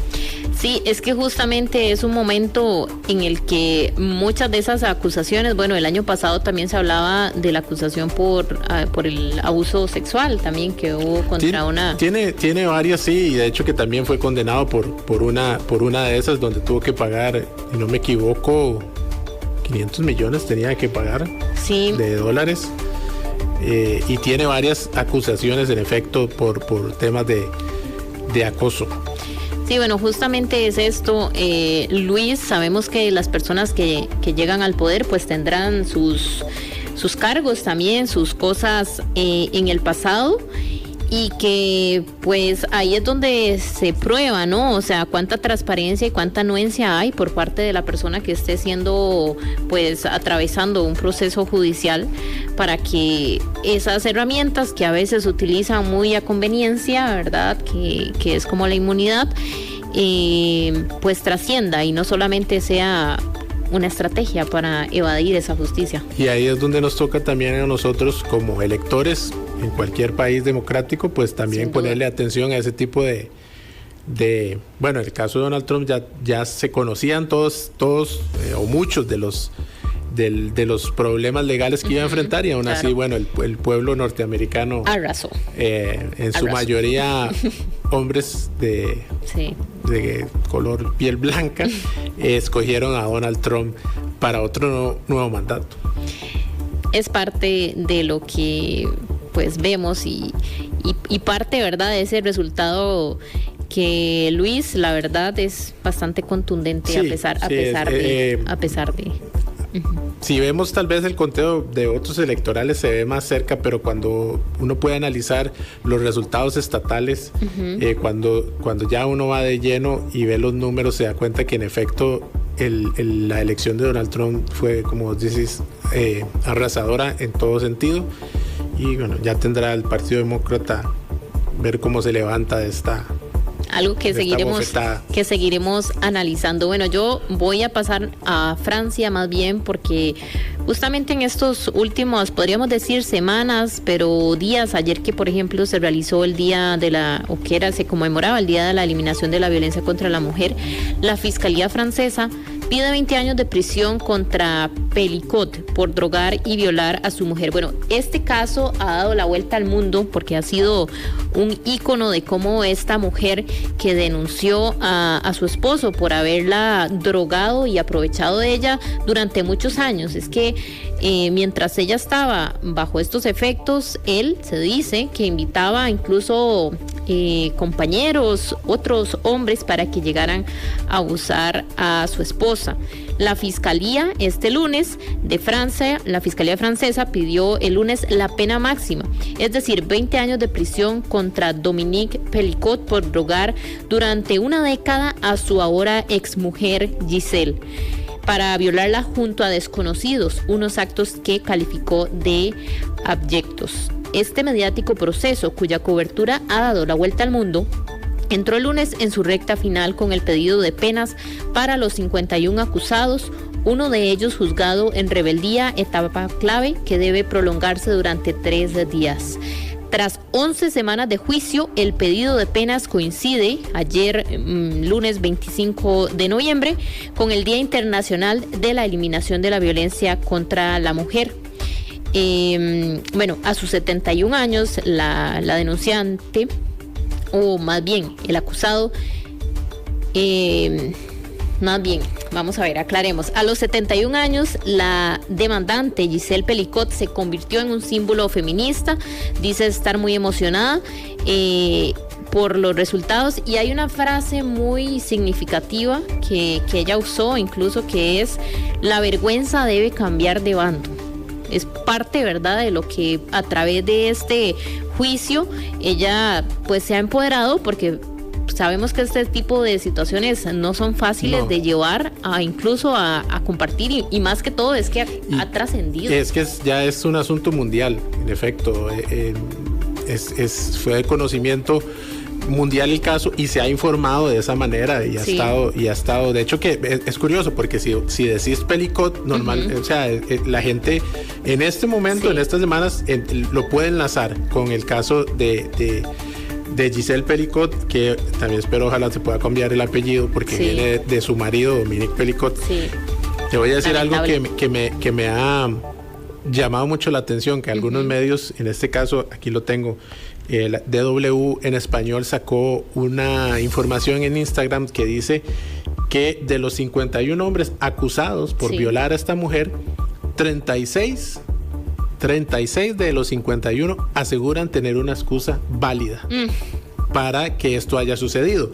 Y entre esas, por ejemplo, hay uno que dice que el marido estaba presente. Entonces, que como el marido estaba presente, no es una violación, porque ahí está, él da el permiso. Entonces, hay otros que dicen que no sabían que ella totalmente. Por eso quise traerlo ahorita, porque el hecho en sí es horripilante, es increíble. Es increíble, es de rechazo total, pero aún así hay quienes que son los perpetradores de esto, tienen o creen que no hicieron nada malo, o que tenían el derecho de hacerlo. Hay uno que, por ejemplo, dice: no se enojen conmigo, sino con su esposo, porque su esposo es el que organizaba todo este tipo de cosas.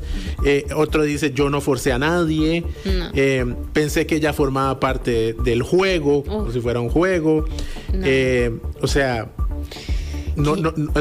eso de todo me llamó mucho la atención, cómo justificamos lo que sucedió, lo que le pasó a esta mujer, que ha de ser horripilante, y por eso quería traerlo, porque no hay una justificación para hacer ni lo que hizo el marido, ni para los que participaron en todo esto, que totalmente tenían conocimiento de lo que estaba sucediendo, porque de alguna manera el marido se los tuvo que haber propuesto, y entonces pues no, la verdad es un caso que ha conmocionado al mundo, y que ojalá no se vuelva a repetir, y ojalá no lo olvidemos, de que esto sucedió, y que hay en otros lugares del mundo que probablemente suceda, continúe sucediendo y continuará sucediendo. Entonces tenerlo muy presente.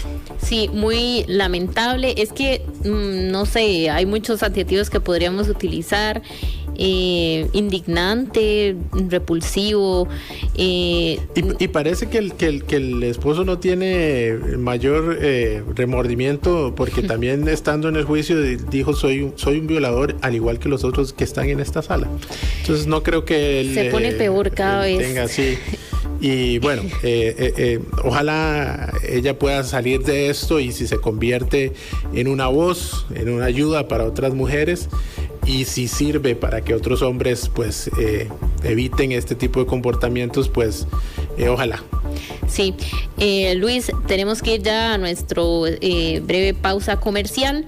Nos quedaron algunas noticias, pero bueno, vamos a ver. Pero hay una que sí está muy interesante, tal vez la pueda destacar mañana, si es que me invitan, no sé, que es el caso, claro que sí, de Olaf Scholz en Alemania, porque Alemania va a tener elecciones anticipadas en febrero, y de eso podríamos hablar más adelante.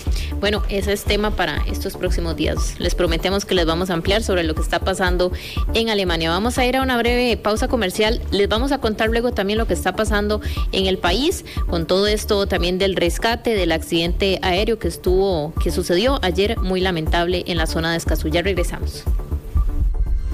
Lo que pasa afuera.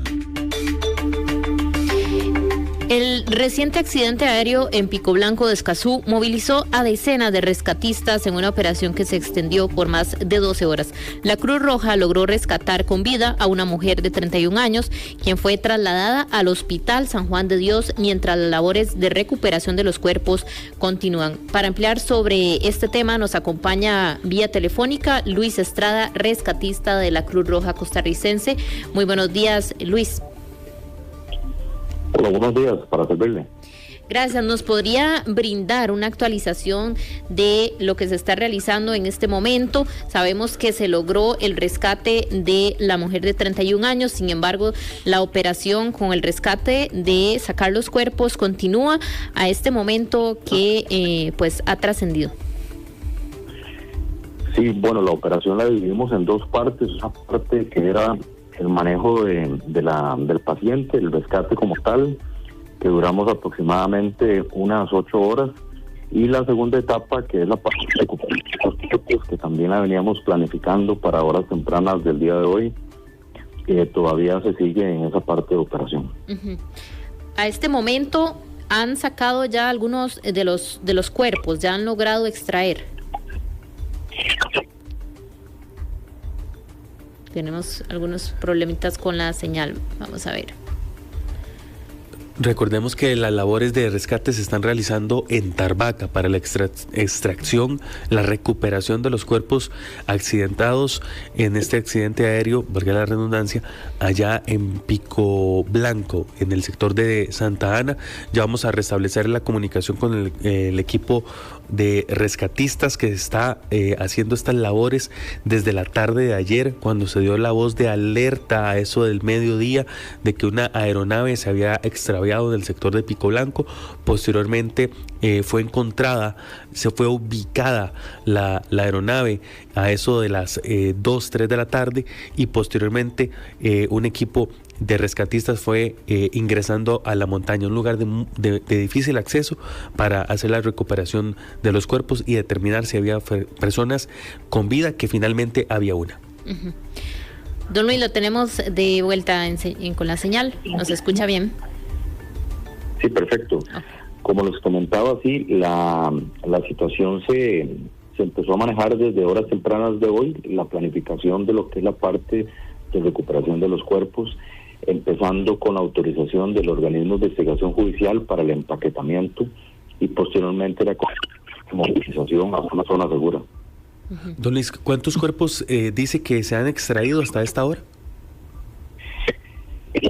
Bueno, en total son 5, uh-huh, y aproximadamente, bueno, los ya en horas tempranas, como a las 9, ya se tenían todos empaquetados, ¿verdad? Ya el proceso de movilización va paulatinamente y se espera terminar, pues, antes del mediodía. ¿Son más lentas estas labores de recuperación de los cuerpos sin vida de estas personas, o es un poquito más acelerado que la extracción de una persona con vida? No, tiene que ser más rápido la persona con vida, porque depende del tiempo que se dure, así puede ser las posibilidades de vida que esa persona tenga. Entonces hay que manejarlas de una manera rápida, pero también con los cuidados necesarios, como lo que vivimos en la madrugada de hoy. Uh-huh. Pero una vez que se aborda la aeronave y se determina que, ya se sacó a la muchacha, a Paola Amador, con vida y todo lo demás, y ya se sabe la ubicación de la aeronave y todo lo demás, a la hora de ya abordar los cuerpos, de abordar la aeronave, y se determina que hay cuerpos sin vida, del momento en que se hace eso hasta ponerlos en una zona segura, pasa el mismo tiempo que con la persona con vida, y me refiero más que todo por el tipo de terreno o no sé, ya usted me dice que por estar con vida claramente tiene que ser un poco más rápido, pero no sé si me explico. Es decir, cuando ya usted hace el abordaje y a la hora de sacar el cuerpo sin vida, el proceso es más ligero, se toma con más calma. Se toma con más calma. De hecho, nosotros dejamos personal custodiando la escena, porque es una escena de crimen, ¿verdad? Uh-huh. Personal de nosotros se quedó custodiando toda la madrugada, porque la mayoría de las personas se movilizó a hacer el proceso de extracción Entonces es un proceso muy lento, muy cansado, tomando en cuenta las condiciones meteorológicas, la oscuridad y también las condiciones del terreno. Y se quedaron 6 personas haciendo custodia de la escena. Estas 6 personas, el objetivo de ellos era custodiar que no se alterara absolutamente nada de la escena, porque había mucho curioso, había mucha persona que andaba rondando por ese lugar, que no se alterara nada, que no se perdiera absolutamente nada, y apenas amaneciera, apenas tuviéramos luz de día, pues empezáramos con el proceso de empaquetamiento y el proceso de extracción, obviamente previa autorización del OIJ. Y la estrategia en este caso es, posteriormente el empaquetamiento, movilizar los cuerpos a un lugar seguro para que el perito del OIJ haga lo suyo y ya posteriormente ellos se encarguen del levantamiento como tal. Un poco durante la operación, don Luis, ¿qué tipo de protocolos se activaron para trabajar? Bueno, sabemos que desde el momento en que se recibió la alerta, ustedes se movilizan. Habían varias, no sé si fue ese caso, varias medidas que los llevaron al lugar en específico, pero bueno, un poco de lo que significó toda la operación, si nos puede ampliar. Claro, eso es una excelente pregunta, porque una de las cosas que nosotros estábamos sospechando es que teníamos posibilidades de tener personas con vida. Entonces, partiendo de esta hipótesis, partiendo de este hecho, pues, se tomaron decisiones en el sentido de tratar de descartar 3 zonas que son importantes. Una, lo que es la parte de Matinilla, que es la parte de la Iólicas aquí en Santana. La otra, lo que es la parte de Ventana, que al fin y al cabo es donde nosotros entramos por Bebedero. Y la otra es Pico Blanco. O sea, estas 3 cumbres, estos 3 cegos, estratégicamente movilizamos patrullas para que descartaran estas zonas. Al final logramos establecer un mando en la parte de Ventana, entrando por Bebedero, para que pudiera accesar esa zona, y también Pico Blanco, y ahí fue donde efectivamente se localizó la aeronave.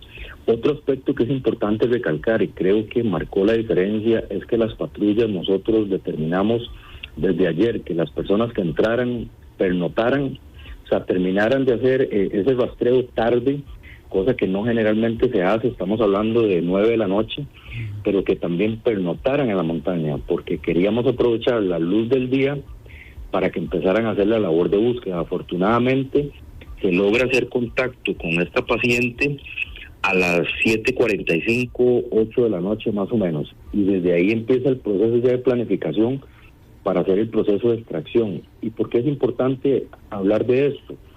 Porque por las lesiones que esta paciente tiene, si nosotros hubiéramos tenido contacto con ella ahora en la mañana, muy presuntamente esta persona tal vez estuviera fallecida, porque tenía lesiones importantes, y con esas condiciones climáticas, o sea, con el frío que hizo anoche, claro, esta paciente, la hipotermia le hubiera pasado factura, y muy seguramente pudo haber estado fallecida si no se hubiera hecho esa incursión tarde, ¿verdad? Porque las patrullas ingresaron prácticamente desde que se dio la alerta de aeronave desaparecida, y no salieron hasta hoy en la mañana con la paciente.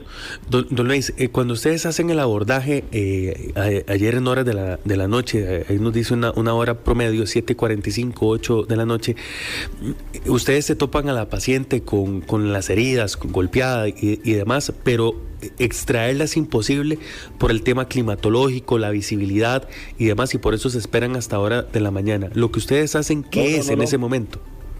No. Lo contrario. Okay. Eso también es importante comentarlo. Okay.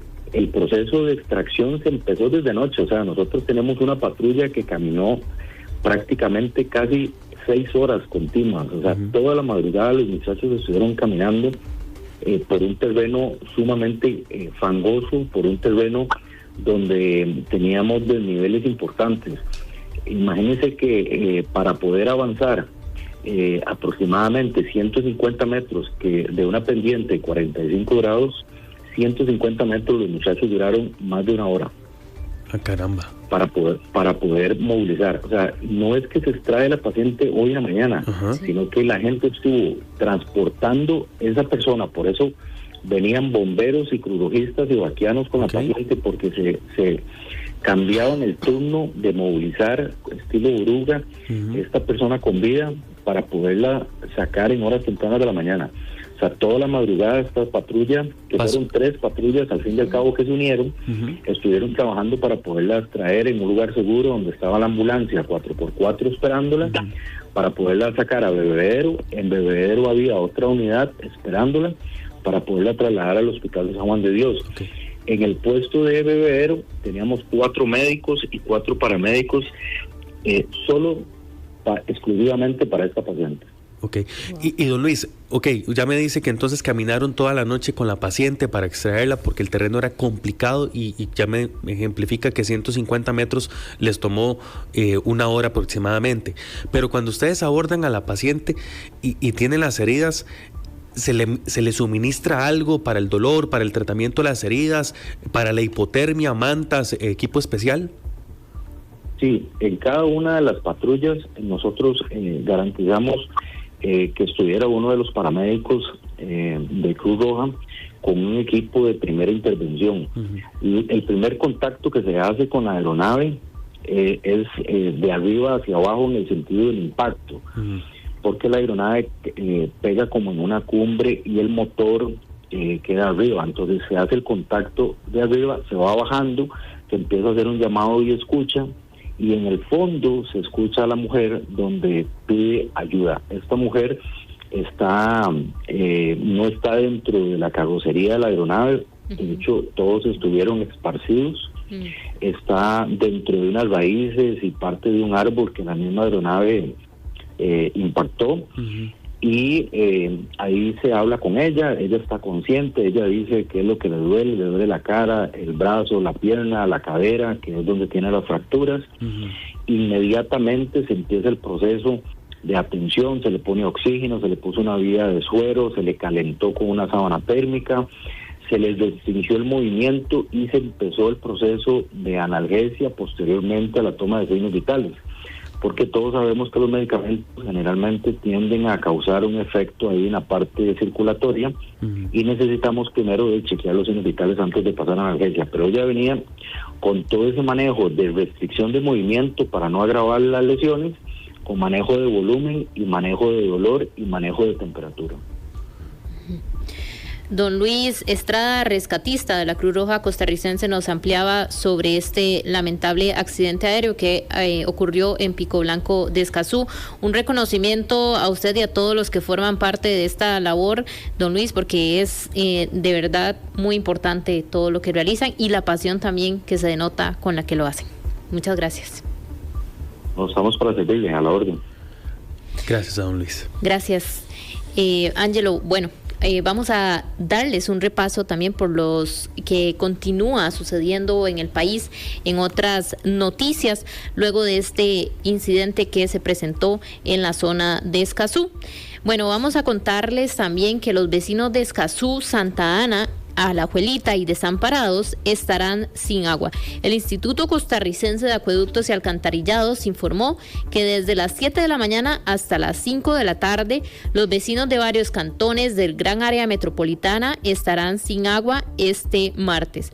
Habitantes de Escazú, Santa Ana, Alajuelita y Desamparados tendrán estos cortes anunciados por la institución producto del mantenimiento de bombeo, mantenimiento preventivo anual de los equipos eléctricos y de bombeo en las estaciones Puentes Mula 1 y 2 y otras comunidades. Vamos a escuchar lo que dicen las autoridades sobre este corte de agua para los vecinos de Escazú, Santa Ana, Alajuelita y Desamparados. Tenemos programado el mantenimiento anual de la estación de bombeo de Puente Mulas 1 ubicado en San Antonio de Belén.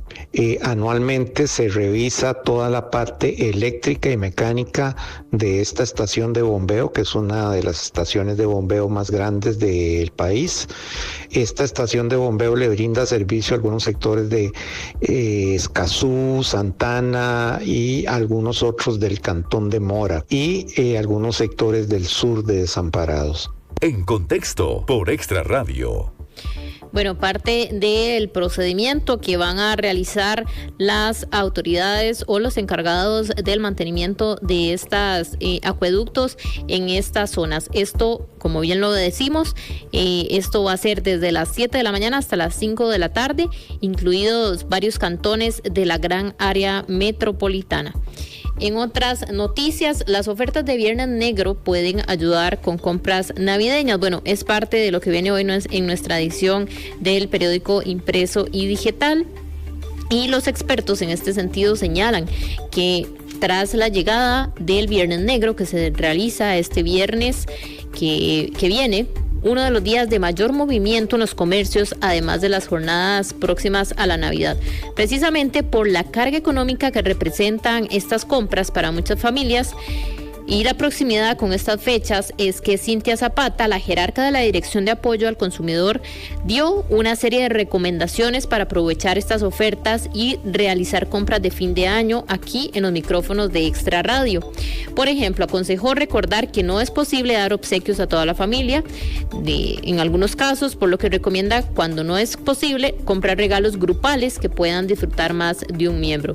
También la funcionaria recomienda conversar en la casa cuáles son las necesidades y cuáles son los deseos para estas fechas, de tal manera que se realicen compras más inteligentes y que satisfagan a todos.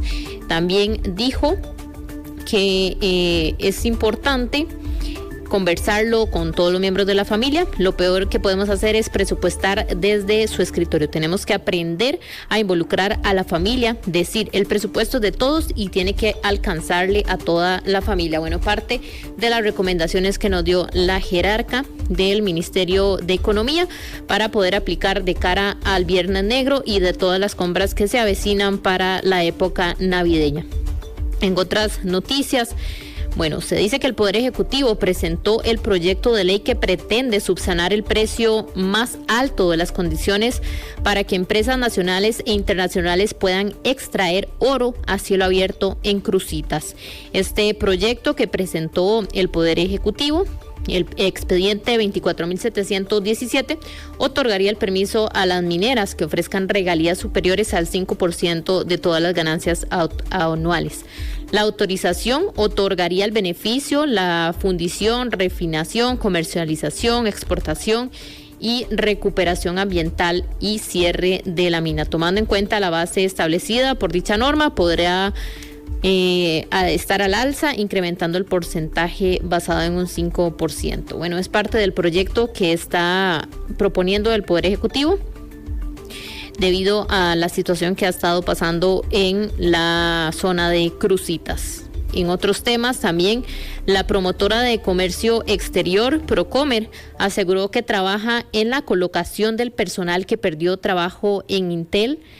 Laura López, quien es la directora ejecutiva de la entidad, dijo que ellos tienen una estrecha relación con Intel tras una serie de decisiones que tomó la empresa y han sido siempre el soporte para este tipo de situaciones. Asimismo, también detalló que reciben la información de la persona por parte de la compañía y posteriormente, con la autorización del interesado, están enviando currículum a otras instituciones. En agosto pasado, recordar que Intel comunicó que a escala global iba a despedir al 15% de su planilla, es decir, a unos 15,000 empleados. Como parte de esta decisión, la promotora de comercio exterior está tomando decisiones y poder ayudar a estas personas que se van a quedar sin empleo, que se van a quedar desempleadas, para poder ubicarlas en otras instituciones, en otras zonas o empresas. También yéndonos un poco a cómo está el panorama de las carreteras. El Ministerio de Obras Públicas y Transporte, el MOP, anunció que ya no está realizando los cierres preventivos en la ruta de Cambronero. La habilitación de la vía aplica desde este lunes, según lo confirmó la cartera de Transportes. Este lunes, a través de su página oficial de Facebook, el MOP aplicó los cierres preventivos desde la semana anterior. ante las fuertes lluvias producto de la influencia indirecta del huracán Rafael y la zona de convergencia intertropical. Sin embargo, la cartera afirmó que retornaría los cierres sobre esta vía ante eventuales riesgos de deslizamiento.